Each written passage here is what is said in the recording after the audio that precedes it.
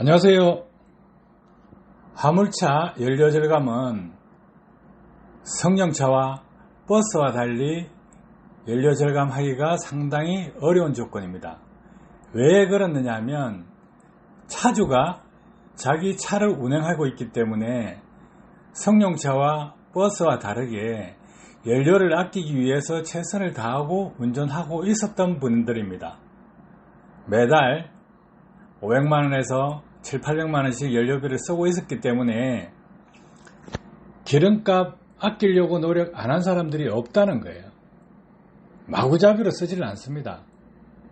그래서 국가와 지자체에서 지역 에너지 절약 사업으로 포항화물연대 차량을 대상으로 테스트를 했습니다. 테스트할 때 기준이 무엇이냐 하면 차계부를 평상시에 작성한 차량이냐 아니냐가 기준이었습니다. 그래서 적용 전에 2010년 11월달, 12월달 27대를 선택을 해서 카고 차량, 트레일러 차량 이렇게 구분했는데 27대 중에 250마력짜리 1대, 380마력 2대, 405마력 1대, 410마력 2대, 415마력 5대, 420마력 3대, 430마력 4대, 440마력 5대, 460마력 2대, 480마력 2대였습니다. 그리고 설치 차량, 자동차 메이커는 현대, 대우, 스카니아, 볼보, 벤츠였습니다.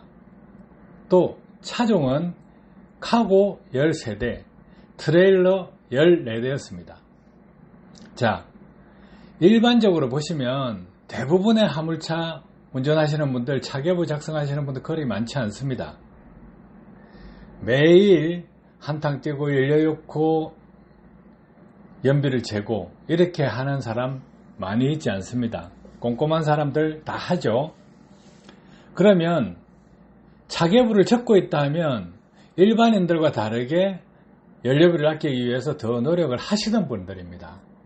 그래서 포항화물연대에 있는 차량이 장거리 차량도 있지만 근거리, 단거리 뛰시는 분들도 있기 때문에 이 차량들 평균 연비를 했을 때 2010년 11월달 평균 연비가 2.533이었고 12월달 평균 연비가 2.530이었습니다. 그래서 그 27대 차량을 설치함에 있어서 10월달부터 11월 8일까지 장착을 하면서 교육을 시켰습니다. 그래서 교육을 하는 과정에 11월달까지 교육을 시키고 나서 그 차량 27대에 대한 차계부를 작성을 다 했습니다. 그 결과 연비가 2011년 11월 달에 평균 연비가 2.998이었고 12월 달 평균 연비가 3.001이었습니다. 그러면 이렇게 했을 때 27대 평균 연비가 18.5% 향상되었고 연료 절감률은 15.614%가 절약이 되었습니다. 엄청난 돈이죠. 그런데 이 27대 중에 연료가 절감되지 않은 차량은 단 한 대도 없었습니다. 그러면 평상시에 화물차를 운전하고 있으면 별로 신경 안 썼던 자기 운전 방법, 그 방법이 다들 자기 자신이 옳다고만 생각했는데 시스템을 장착하고 확인을 해보니 이만큼 차이 난다는 거죠. 짧은 기간에요 바로 변했다는 겁니다. 달자마자 첫 달도 변했고 두 번째 달도 변했습니다. 그러면 이렇게 변하는 시작 단계에서 15.6% 평균 절감되었다 하면 상당히 큰 부분입니다. 장착만 하면 연료 절감된다고 하는 제품, 이렇게 화물연대에서 실질적으로 테스트를 하고 연료 절감한 효과를 보인 업체들이 있습니까? 아무리 찾아봐도 없을 겁니다. 그리고 운전을 잘하신다 못한다 이걸 떠나서 평균적으로 연료를 절감할 수 있다. 이 수치가 상당히 의미 있는 거죠. 그래서 화물차를 운전하신다 하면 내가 낸데 운전 잘한다, 연료 잘 아끼고 한다 해도 조금만 생각을 바꾸고 배우고 익히면 연료는 많이 절약할 수 있습니다. 그래서 절약하는 것도 생각을 달리 해야 됩니다. 어떻게 생각해야 되냐면 연료를 절감하기 위해서 보통 어떤 선택을 합니까? 수입차를 선호합니다. 그거는 자동차 제조사에서 수입차, 국산차 비교를 해보면 수입차가 연비가 좋죠. 차 성능이 좋죠. 그거는 제조 분야입니다. 차를 효율적으로 사용하는 것은 운전자 영역이에요. 차가 국산차든 수입차든 상관없이 운전을 어떻게 하느냐 여기에 따라서 연비 차이가 납니다. 예를 들어 볼게요. 현대차요, 대우차, 볼보, 스카니아, 벤츠 엔진 특성 다 틀립니다. 엔진 특성이 틀린데 단순하게 생각한다는 거예요. 우리가 차를 선택할 때 출애라를 기준으로 보면 시내발을 뛴다. 과적을 하고 시내발을 뛰면 볼보가 나오냐, 스카니아가 나오냐, 벤츠가 나오냐 어느 게 낫겠어요? 자, 스카니아가 낫느냐, 벤츠가 낫느냐 이렇게 또 구분할 수 있습니다. 컨테이너를 가볍게 싣고 장거리 뛰면 어느 차가 나을까요? 이런 부분들요. 차 엔진을 모르면 전혀 알 수가 없는 겁니다. 자기가 볼보만 선호한다. 아니면 스카니아만 선호한다. 아니면 벤츠만 선호한다. 이렇게 할 수 있겠죠. 수입차 엔진들도 다 특성을 가지고 있습니다. 차 대 차로 비교하는 것보다 스카니아 이 차종을 보면 파워 엔진이 있고 스피드 엔진이 있고 R 엔진이 있고 이래 있었지 않습니까? 스피드 엔진과 파워 엔진 차 껍질도 똑같고 엔진 생긴 것도 똑같습니다. 그런데 이 제어하는 방식이 틀려요. 자, 파워 엔진과 스피드 엔진 두 개를 간단하게 비교해 드릴게요. 오르막길이 딱 직면했을 때 파워 엔진은 악셀레터를 푹 밟으면 바로 힘이 확 들어갑니다. 그런데 스피드 엔진은 악셀레터를 푹 밟으면 푹 안 먹힙니다. 순간적으로 출력이 팍 나오지가 않아요.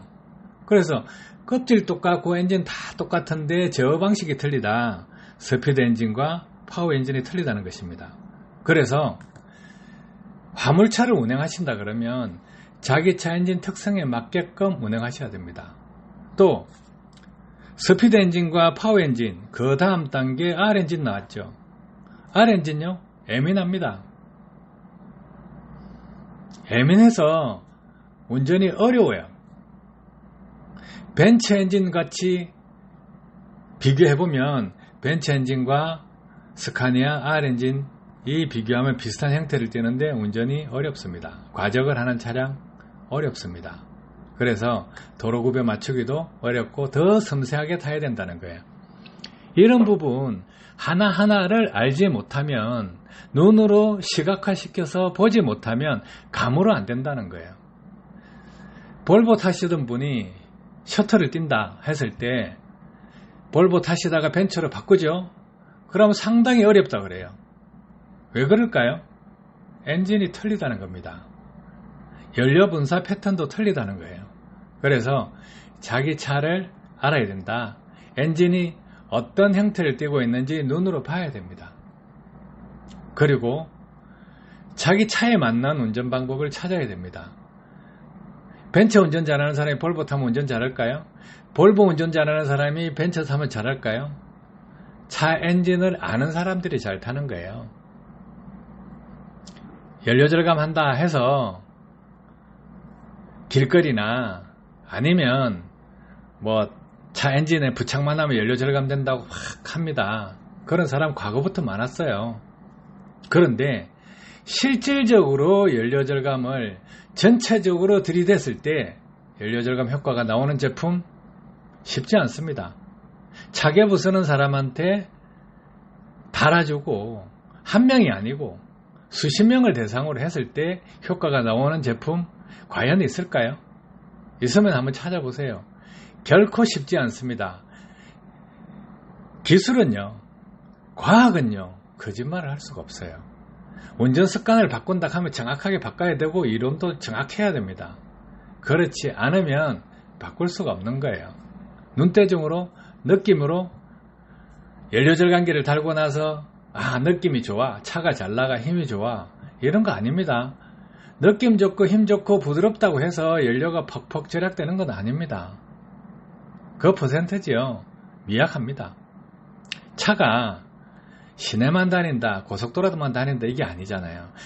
전체적으로 운행을 하고 있기 때문에 마구잡이 안 통합니다. 그래서 시내를 타면 시내에서 아껴야 되고, 근거리를 타면 근거리에서 아껴야 되고, 장거리를 타면 장거리를 아껴야 되고, 노선도 경부 노선, 중부 내륙, 이런 노선에 따라서 운전 패턴도 달라집니다.